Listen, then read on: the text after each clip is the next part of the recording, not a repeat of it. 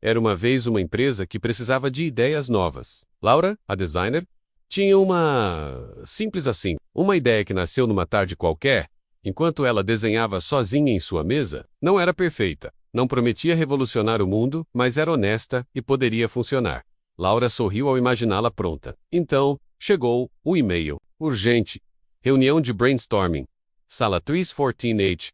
Presença obrigatória. Laura suspirou. Conhecia aquelas reuniões, mas levou sua ideia mesmo assim, guardada no bolso como quem leva uma semente para plantar. As 13H50. Julia já organizava a sala com a precisão de quem monta um altar. Tags com nomes. Projetor testado 3 vezes. Blocos de notas que ninguém usaria. Dispostos simetricamente. Julia acreditava que reuniões precisavam de estrutura. E formulários. Principalmente formulários. Ricardo chegou carregando dispositivos eletrônicos como quem carrega documentos sagrados.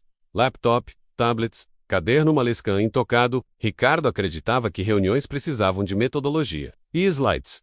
Principalmente slides. Patrícia, diretora de inovação que nunca havia inovado nada, acreditava que reuniões precisavam de outras reuniões.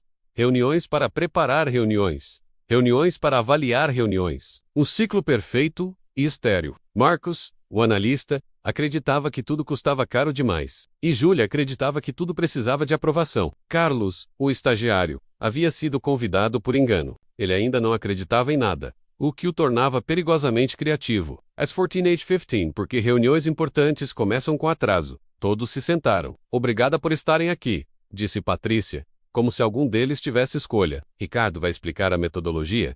Laura sentiu a semente no bolso pesar um pouco mais. Ricardo abriu sua apresentação. Slide 1 de 47, anunciou com orgulho. Hoje utilizaremos o método Scamper, adaptado ao Design Thinking 30, integrado com práticas ágeis de ideação reversa.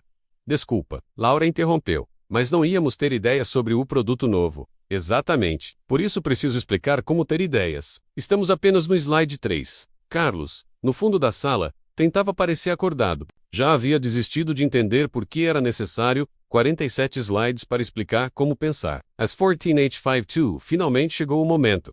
Patrícia olhou para Laura.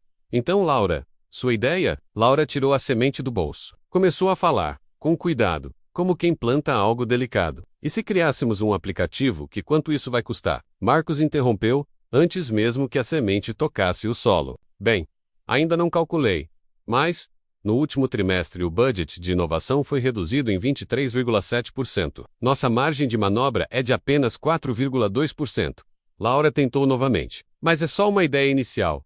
Você preencheu o formulário FRM-104 de proposta preliminar de ideias inovadoras? Júlia perguntou com a seriedade de uma guardiã de portões burocráticos. Existe um formulário para ter ideias? São apenas 12 páginas. Depois vem o FRM-105 e o FRM-106. Sem o fluxo correto. Ricardo acrescentou. Não podemos avaliar o mérito da proposta. Laura olhou para a semente em sua mão. Já não parecia tão viável. Patrícia, percebendo que a ideia estava morrendo, tentou salvá-la. Mas sua forma de salvar era peculiar. Vamos fazer o seguinte, ela disse com entusiasmo gerencial. Pegamos a ideia da Laura e criamos um comitê multidisciplinar para avaliá-la. Com métricas de ROI e análise de break-even, Marcos adicionou. E um cronograma de 18 meses dividido em 7 fases com 12 gates de aprovação. Júlia completou. Podemos contratar uma consultoria para validar a abordagem. Patrícia sugeriu. Triunfante. Laura olhou ao redor. Sua ideia simples havia se transformado em algo irreconhecível. Um monstro burocrático de 18 meses, 7 fases, 12 aprovações e consultoria externa. A semente não seria mais plantada. Seria estudada, analisada, validada, reestruturada e, eventualmente, esquecida numa gaveta rotulada. Fase 3 menos pendente de Gate 7. Qual era a ideia mesmo? Ricardo perguntou. Deixa pra lá, Laura respondeu, guardando a semente de volta no bolso. Já estava murcha. Às 16h45, Patrícia encerrou a reunião com satisfação. Excelente reunião, pessoal, muito produtiva. Ricardo prometeu um relatório executivo de 30 páginas. Marcos faria análise financeira da consultoria que avaliaria a ideia que ninguém mais lembrava. Júlia criaria formulários para a próxima fase. E Laura deveria preparar uma apresentação de 89 slides, seguindo o template corporativo, que incluía missão, visão, valores e os 12 pilares estratégicos da empresa. Todos saíram satisfeitos. Haviam trabalhado muito. haviam sido produtivos, haviam matado uma ideia com eficiência exemplar. Carlos ficou sozinho na sala vazia. Durante toda a reunião, enquanto os outros falavam, ele havia rabiscado algo em seu bloco. Uma ideia diferente, possivelmente melhor que a de Laura. Simples. Viável. Vivo olhou para a porta. Pensou em voltar e compartilhar, mas havia aprendido rápido. Naquela empresa, ideias não eram bem-vindas. Processos para ter ideias, sim. Reuniões sobre como ter ideias, sim. Comitês para avaliar ideias, sim. Mas ideias, essas criaturas frágeis e imprevisíveis, morriam antes de respirar. Carlos amassou o papel e jogou no lixo.